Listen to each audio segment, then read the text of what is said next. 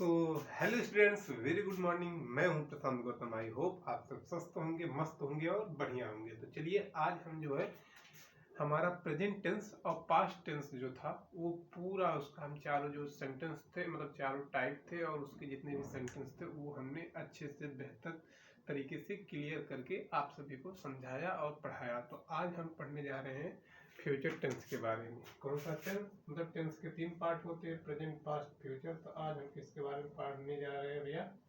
Future tense. किसके बारे में भैया पढ़ने जा रहे हैं हम? फ्यूचर टेंस के बारे में। क्या है कि फ्यूचर टेंस के बारे में हम पढ़ने जा रहे हैं।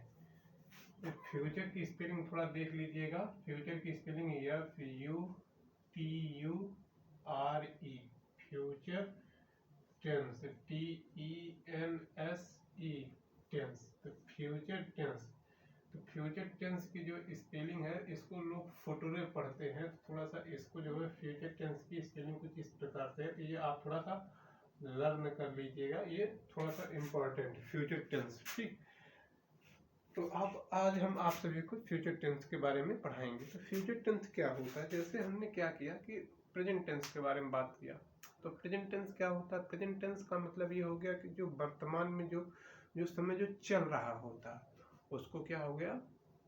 वो हो गया प्रेजेंट टेंस। जैसे मैं खाता हूँ, मैं खाता, मैं खा रहा था, ठीक, मैं खा चुका हूँ। तो इसमें जहाँ है लास्ट में है आ रहा है, वो क्या है कि वो चीज, वो मतलब वो टाइम जो है चल रहा होता है। लेकिन जहाँ पर था जाता है तो वहाँ पर ये है कि वो बीत चुका है। जैसे मैंने खाना खाया था, मतलब वो समय बीत चुका है। मैं खा रहा हूँ, मतलब वो चल रहा है। अब ये रहेगा मैं खाऊंगा, मतलब कि आने वाले समय की कामना की जा रही है, मैं खाऊंगा।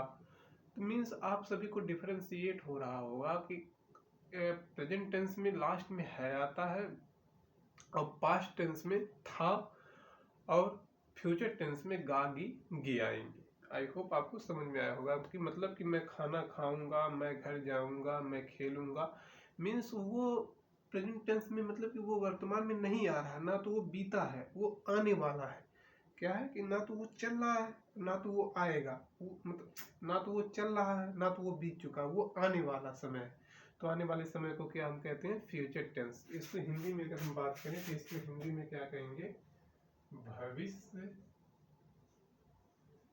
भविष्य काल। क्या कहेंगे भैया? भविष्य काल। अब चलिए अगर इसकी पहचान की अगर हम बात करते हैं, इसकी पहचान की बात करेंगे तो पहचान इसमें क्या हो जाएगी? पहचान। पहचान जो है ये वाक्य के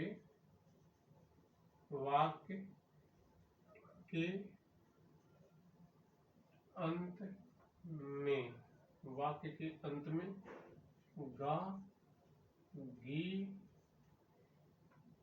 गे आदि शब्द आते हैं। ठीक, आते हैं या आते हैं लिख देते हैं, आते हैं। ठीक, ये हो गया क्या इसका?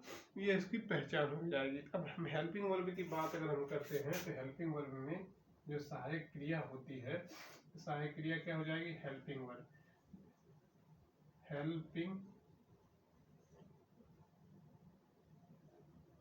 सब लोग कहते हैं कि हेल्पिंग वर्ब और मेन वर्ब में क्या डिफरेंस होता है। तो भैया देख लीजिए, जो मेन वर्ब होता है वो मेन वर्ब का मतलब जैसे खाना पीना, उठना बैठना, दौड़ना चलना, जिसके हिंदी में ना आएगा वो हो जाता है मेन वर्ब। हेल्पिंग वर्ब की सहायता से हम ये आइडेंटिफाई कर पाएंगे कि ये जो हम टेंस जो अंग्रेजी में जो ट्रांसलेट जो कर रहे हैं वो किस पार्ट का सेंटेंस है, वो हम किससे पता करते हैं? हेल्पिंग वर्ब से। तो इसकी हेल्पिंग वर्ब जो हो जाएगी, इसकी हेल्पिंग वर्ब हो जाएगी क्या? विल, विल और क्या हो जाएगा? शैल। ठीक, विल और हो जाएगा क्या? विल और शैल हो जाएगा। विल और शैल, इस शैल की स्पेलिंग थोड़ा सही हो जाए। विल और शैल क्या हो जाएगा, हेल्पिंग वर्ब क्या हो जाएगा, विल और शैल, विल और शैल ये हो जाएगा हेल्पिंग वर्ब। ठीक, अब एक स्पेसिफिकली आप ये समझिएगा कि हम जो आपको बता दे रहे हैं वही आप समझिएगा कि आई और वी के साथ हमेशा किसका प्रयोग होगा, शैल का प्रयोग होगा। बाकी सभी नाउन या प्रोनाउन के साथ हम क्या प्रयोग करेंगे, हम विल का प्रयोग करेंगे। हम लिख कर हम आपको बता दे रहे हैं क्योंकि खाली आई और वी, आई और वी के साथ क्या प्रयोग होगा, आई और वी के साथ जो है शैल का प्रयोग होगा, शैल। ठीक, आई और वी के साथ हमेशा हम किसका प्रयोग करेंगे, शैल का प्रयोग करेंगे। ये आई और वी के साथ शैल का प्रयोग मतलब मैं अगर आएगा या हम आएंगे तो वहां पर हेल्पिंग वर्ब हमेशा हम शैल का ही इस्तेमाल करेंगे, ये आप समझिए। अब बाकी सभी नाउन या प्रोनाउन के साथ हम विल का प्रयोग करेंगे। जैसे क्या हो जाएगा, ही she, it, he she it, दे के साथ भी दे, यू के साथ भी यू। अब इसके साथ हम क्या प्रयोग करेंगे, इसके साथ भैया हम प्रयोग करेंगे, इसके साथ हम प्रयोग करेंगे विल, इसके साथ हम क्या प्रयोग करेंगे, विल। ठीक, तो ये हमारा क्या हो गया, ये हमारी हेल्पिंग वर्ब हो गई। मतलब कि आई और वी के साथ शैल का प्रयोग, he she it they you, they you के साथ हम किसका प्रयोग करेंगे, विल का प्रयोग करेंगे। तो ये हमारा कुछ सेंटेंस इस प्रकार से तैयार होता है। ये क्या हो गया कि भविष्य काल हो गया। आज की तारीख क्या है, आज की तारीख है 27/12/2025। ठीक, इतना आपको समझ में आया होगा। अब ऐसे जैसे सभी सेंटेंस का क्या होता था, सभी सेंटेंस का पार्ट होता था, तो ऐसे इसमें जो है फ्यूचर इंडेफिनिट इसका फ्यूचर टेंस का पार्ट है। तो वैसे फ्यूचर इंडेफिनिट टेंस है, फ्यूचर इंडेफिनिट का 4 पार्ट होता है। वैसे future indefinite, future continuous, future perfect, future perfect tense, future perfect continuous tense. तो वैसे सभी का पार्ट हो जाएगा affirmative, negative, interrogative, interrogative plus negative. तो हम कौन से पार्ट की बात, मतलब कौन से टेंस की बात कर रहे हैं, पहला टेंस हो जाएगा भैया, पहला टेंस क्या हो जाएगा, future, future indefinite, future indefinite tense, future indefinite tense क्या हो जाएगा भैया, फ्यूचर इंडेफिनिट टेंस। क्या है कि फ्यूचर इंडेफिनिट टेंस ऐसे 4 पार्ट आएंगे, future indefinite, future continuous, future perfect, future perfect, future indefinite, future continuous, future perfect continuous, future perfect, तो यार सॉरी सुन, फिर से सुन, future indefinite, future continuous tense, future perfect tense, future perfect continuous tense, ऐसे 4 part आएंगे। तो पहला पार्ट क्या है, पहला पार्ट हो जाएगा ये फ्यूचर इंडेफिनिट टेंस। ठीक, पहला पार्ट क्या हो जाएगा, future indefinite tense, future indefinite tense. तो अब इसमें जो है फ्यूचर इंडेफिनिट टेंस को कितने सेंटेंसेस में डिवाइड किए हैं, 4 सेंटेंसेस में। उसमें जो पहला जो सेंटेंस हो जाएगा भैया, पहला सेंटेंस हो जाएगा, पहला सेंटेंस क्या हो जाएगा, अफर्मेटिव, अफर्मेटिव सेंटेंस क्या हो जाएगा, पहला सेंटेंस क्या हो जाएगा, अफर्मेटिव सेंटेंस क्या हो जाएगा, पहला सेंटेंस क्या हो जाएगा, पहला अफर्मेटिव सेंटेंस। ऐसे नेगेटिव सेंटेंस, ऐसे interrogative sentence, interrogative plus negative sentence. तो वो हम डे बाय डे आपको मतलब वीडियो लेक्चर के माध्यम से आपको समझाते रहेंगे और सिखाते रहेंगे। तो अफर्मेटिव सेंटेंस में अगर हम बात करें तो अफर्मेटिव सेंटेंस को क्या कहते हैं हिंदी में, साधारण, साधारण, साधारण वाक्य, क्या कहेंगे भैया, साधारण वाक्य।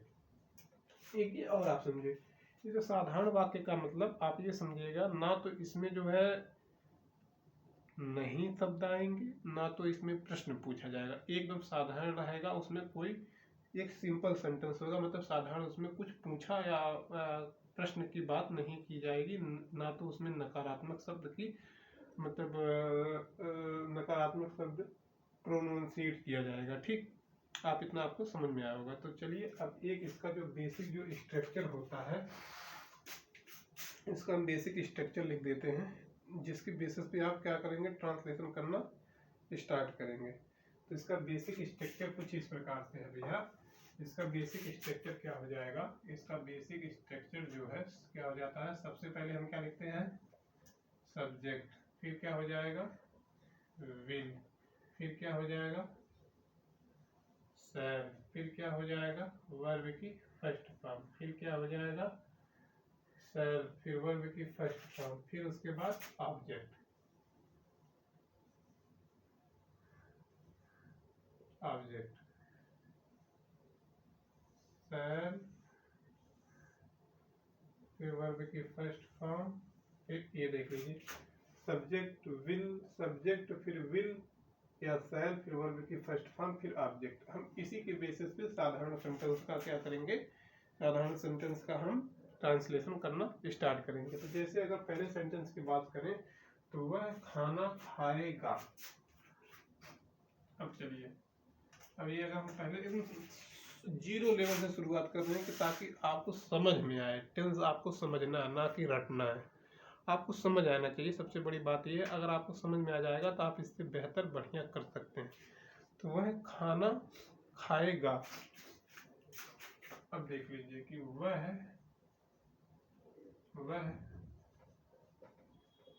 खाना खाए, वह खाना खाएगा,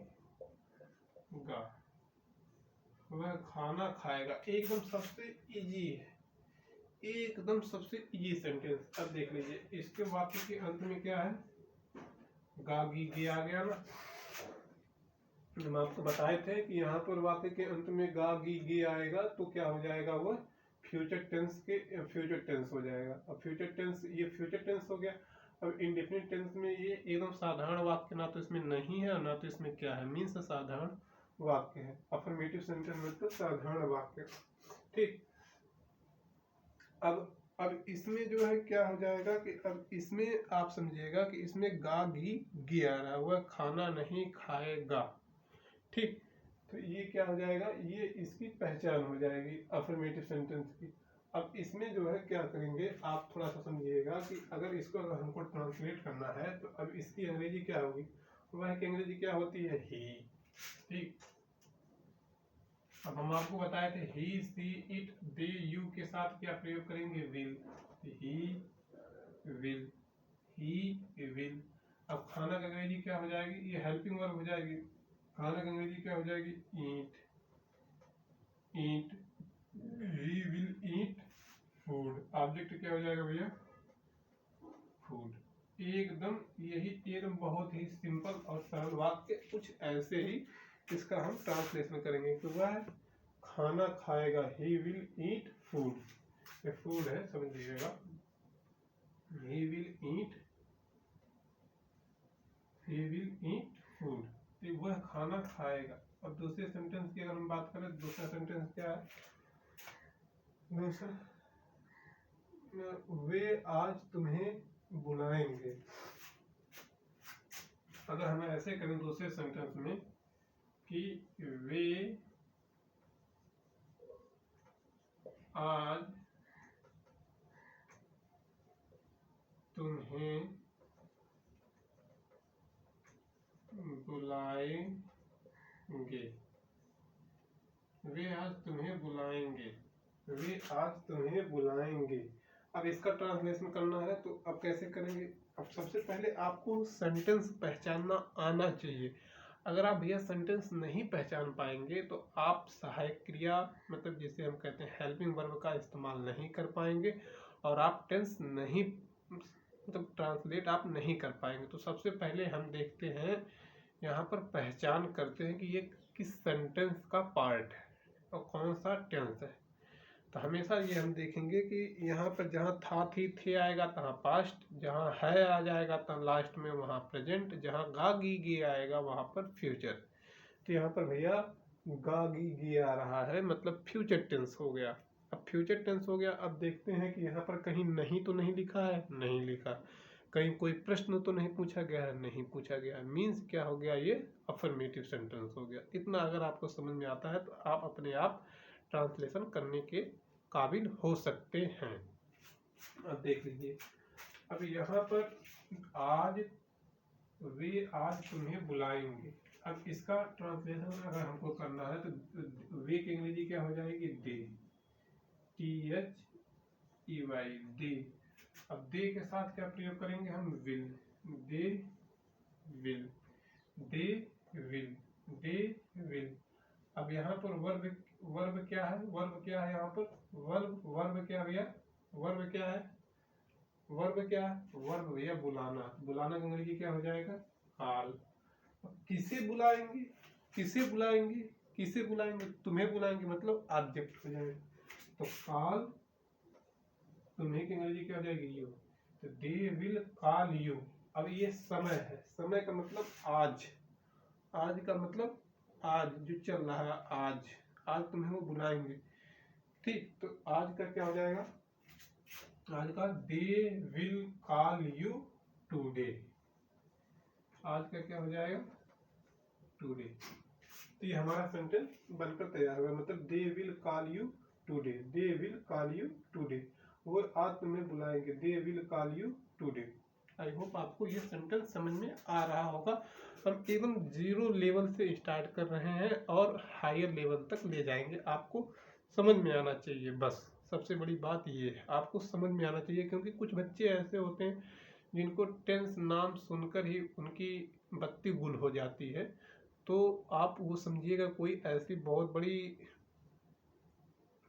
वो पहाड़ नहीं आ गया है कि आप उसको मतलब भेदन नहीं कर पाएंगे, तोड़ नहीं पाएंगे। बहुत इजी है अगर आप सीक्वेंस में, अगर आप क्रमबद्ध तरीके से चल रहे हैं तो। अब चलिए अगर हम तीसरे सेंटेंस की बात करें तो मैं एक पत्र लिखूंगी। क्या है कि मैं एक पत्र लिखूंगी। अगर तीसरे सेंटेंस की हम बात करें तो मैं एक पत्र लिखूंगी, मैं एक पत्र लिखूंगी, मैं एक पत्र लिखूंगी। अब इसका ट्रांसलेशन करना होगा, तो मैं एक पत्र लिखूंगी। अब इसका अगर ट्रांसलेशन करना होगा तो अब यहाँ पर देख लीजिए, यहाँ पर क्या आ गया, यहाँ पर लिखूंगी, गा गी गी आ गया, मतलब फ्यूचर टेंस हो गया। ना तो इसमें नहीं दिया है, ना ही क्या मतलब प्रश्न पूछा है, तो मतलब सेंटेंस सिंपल हो गया। ठीक, तो अब यहाँ पर देखते हैं कि यहाँ पर मैं दे दिया। मैं के साथ हमेशा हम क्या प्रयोग करेंगे, मतलब आई, और वी के साथ सैल का प्रयोग। तो आई सैल, आई सैल, आई सैल, आई सैल, आई सैल। अब लिखना का अंग्रेजी क्या हो जाएगी, आई सैल, फिर वर्ब क्या हो जाएगा, राइट, राइट, राइट। ठीक, अब क्या मतलब अगर ऑब्जेक्ट की बात करें तो एक पत्र हो जाएगा। तो write, write a letter, LETTER, write, I shall write a letter, I shall write a letter. तो ये हमारा क्या हो गया, ये हमारा सेंटेंस बनकर तैयार हो गया एकदम इजी फॉर्म में। एकदम कोई भी आपको असुविधा नहीं होगी, कोई भी परेशानी नहीं होगी। केवल ये है कि थोड़ा सा भी ये स्मार्ट बोर्ड पे नहीं पढ़ा रहा हूँ तो उतना अच्छे से ना तो वॉइस का आपको मतलब क्लियरिफिकेशन तो हो जा रहा होगा।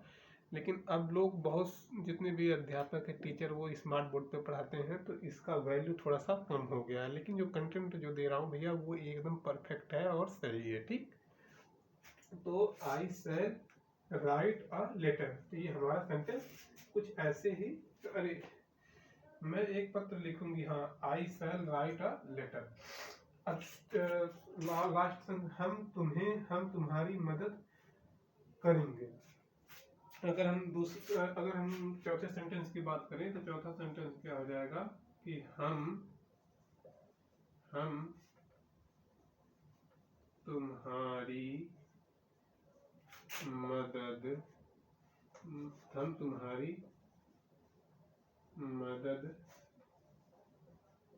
करेंगे। हम तुम्हारी मदद करेंगे। अब इसका ट्रांसलेशन करना होगा। यहाँ पर देख लीजिए गा गी गी आ रहा है, मतलब फ्यूचर टेंस हो गया। अब यहाँ पर हम तुम्हारी मदद करेंगे, हम तुम्हारी मदद करेंगे, तो हम तुम्हारी मदद करेंगे। अब इसका अगर ट्रांसलेशन करना हो जाएगा तो हम के अंग्रेजी क्या हो जाएगा, वी। तो वी अब यहाँ पर वी हो गया। अब वी के साथ क्या प्रयोग करेंगे हम भैया, शैल। तो वी शैल। अब उसके बाद ऑब्जेक्ट क्या, मतलब वर्ब क्या है, मदद करना। तो मदद करने की अंग्रेजी क्या हो जाएगी भैया, मदद करने की अंग्रेजी क्या हो जाएगी, हेल्प। तो वी शैल हेल्प। अब वी शैल हेल्प, ठीक, मदद करना, ये इसी में आ जाएगा, वी शैल हेल्प। मदद, ये मत समझिएगा, मदद करना या करेंगे, ये दोनों वाक्य की अंग्रेजी केवल हेल्प ही हो जाएगी। अब किसकी, वी शैल हेल्प, ऑब्जेक्ट क्या हो जाएगा, ऑब्जेक्ट हो जाएगा you, we shall help you. तुम्हारी मदद करना का मतलब क्या हो जाएगा, we shall help you, we shall help you. तो मैं तुम्हारी मदद करूंगा, तो we shall help you, we shall help you. तो आई होप आपको हमारा पढ़ाया हुआ समझ में आ रहा होगा। आप जरूर से जरूर कुछ नया सीख रहे होंगे, आपको समझ में आ रहा होगा। तो प्लीज़ यार, अगर आप हमको देख रहे हैं, अगर आप हमसे पढ़ रहे हैं, अगर आप हमसे कुछ सीख रहे हैं, तो प्लीज़ एक ही आपसे रिक्वेस्ट है कि हमारे वीडियो को थोड़ा सा लाइक कर दीजिएगा, चैनल को सब्सक्राइब कर दीजिएगा और शेयर करना मत भूलिएगा। चलिए अब मिलते हैं फिर नए वीडियो के साथ। All the best, thank you.